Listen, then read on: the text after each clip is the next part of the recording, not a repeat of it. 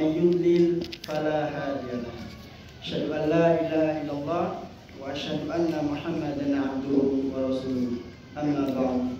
Alhamdulillah, jamaah yang dimuliakan oleh Allah Subhanahu wa taala, marilah kita bersyukur pada Allah Subhanahu wa taala.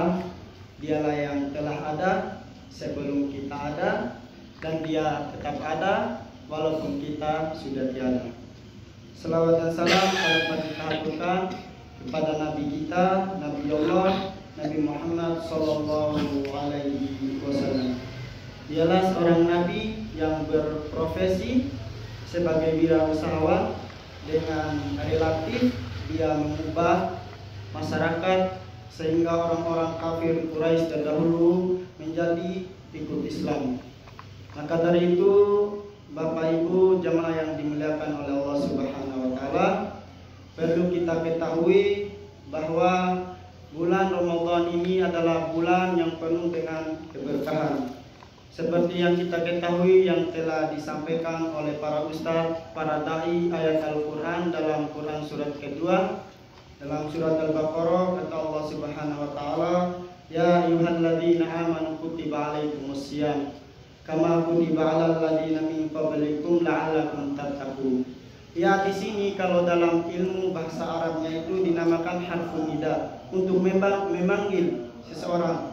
Seperti ayo ke sini, kata Allah Subhanahu wa taala. Siapa yang dipanggil ini? Kata Allah Subhanahu wa taala, na'amanu, khas, khusus untuk orang-orang yang beriman. Adapun orang yang tidak beriman kepada Allah Subhanahu wa taala, silakan kalau kalian mau puasa, alhamdulillah. Tapi bagi orang-orang yang beriman harus wajib melaksanakan puasa.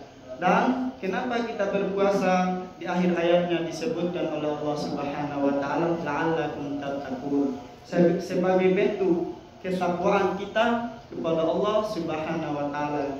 Jadi tatkala turun ayat ini, orang terdahulu tidak puasa full 30 hari. Ada yang masih membayar fidyah, ada yang puasa 10 sampai 12 hari dan seterusnya. Jadi dalil wajib yang mewajibkan kita puasa Ramadan ini adalah syahrul Ramadan alladzi unzila fihi al-Qur'an hudan lin-nasi wa bayyinatin minal huda wal furqan faman syahida minkum asyhara falyasum. Ini adalah dalil wajib agar kita berpuasa di bulan Ramadan. Kata Allah Subhanahu wa taala, bulan Ramadan itu di dalamnya diturunkan Al-Qur'an sebagai petunjuk bagi manusia, wa bayyinati minal huda wal furqan, dan sebagai pembeda mana yang baik, mana yang buruk, apa aja yang harus kita lakukan di dalam bulan Ramadan, apa aja yang harus kita tinggalkan. Fala yarfuz, kita dilarang berkata-kata kotor oleh Nabi Sallallahu Alaihi Wasallam. Maka dari itu, jamaah pengajian di malam yang berbahagia ini perlu kita perhatikan.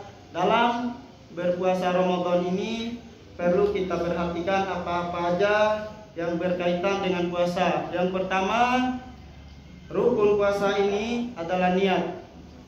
Niat ini, kata jamhur para ulama, tidak perlu dilafazkan, karena dalam kitab Imam Syekhul Islam Ibnu Taimiyah bahwa kaum muslimin telah sepakat bahwa niat itu di dalam hati, bukan dilafazkan.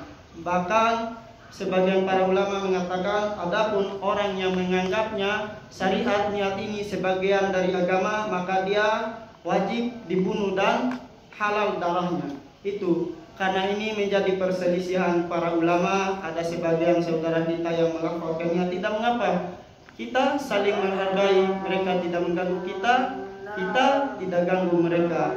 Adapun sebagian ulama yang memperbolehkan seperti Imam Nawawi, boleh untuk menguatkan hati, akan tetapi para sahabat Nabi Shallallahu Alaihi Wasallam tidak pernah melafazkan niat.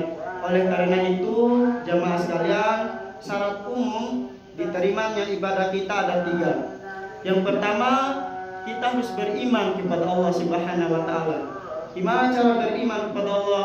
Salah satu adalah menjalankan puasa di bulan Yang kedua, syarat umum yang menjadi agar ibadah kita itu sah, yakni al-Islam ittiba, yaitu mengikuti apa yang diikuti kitabullahi wa sunnatin nabi, yaitu kitab Allah dan sunnah-sunnah apa yang diperintahkan oleh Rasulullah SAW.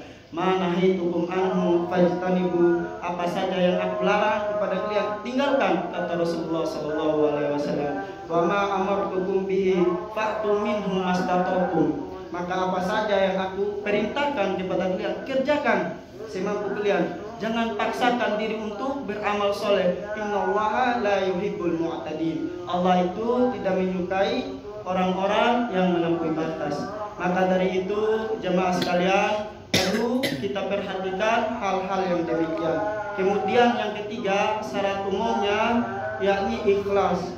Maka dalam kitab para ulama itu sebagian besarnya yang dicantumkan dalam bab pertamanya, seperti Imam Nawawi dalam kitabnya Arba'in Nawawi, kitab hadisnya, dalam kitabnya Al-Azkar, yang dibahas dalam bab pertama adalah niat yang ikhlas.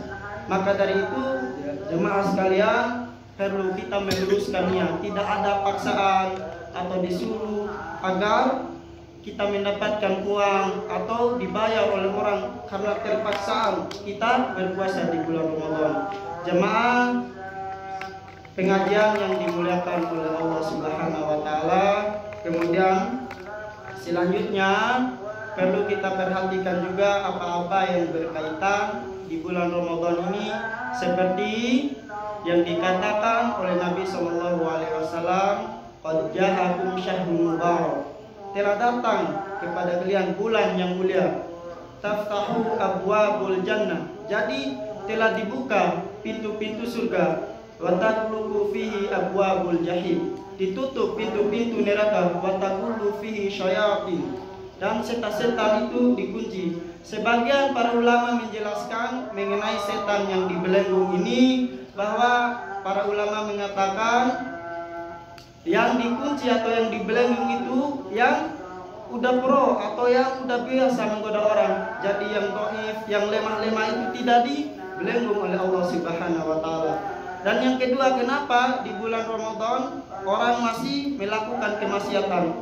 Yang pertama adalah mungkin dia mengikuti hawa nafsunya. Tidak sabar dia melakukan hal-hal yang menyenangkan yang bersifat keduniaan. Maka dari itu jamaah Jumat, jamaah pengajian pada malam yang berbahagia ini, bersungguh-sungguhlah di dalam bulan Ramadan ini, dikarenakan waktu atau kesempatan yang baik itu tidak akan datang dua kali. Boleh jadi kita diwafatkan oleh Allah Subhanahu wa taala. Maka bersungguh-sungguh memperbanyak membaca Al-Qur'an dan amal-amal yang lainnya. Jangan sampai keluar dari Ramadan penyesalannya luar biasa karena kita tidak bersungguh-sungguh di dalam bulan Ramadan. Demikianlah yang dapat yang sampaikan jamaah pengajian pada malam yang berbahagia ini. Mudah-mudahan bermanfaat. Kurang dan lebihnya saya mohon maaf. Jika ada yang ingin ditanyakan, silakan ditanyakan sebelum kita menutup acara kita pada malam hari ini. Demikianlah, wassalamualaikum warahmatullahi wabarakatuh.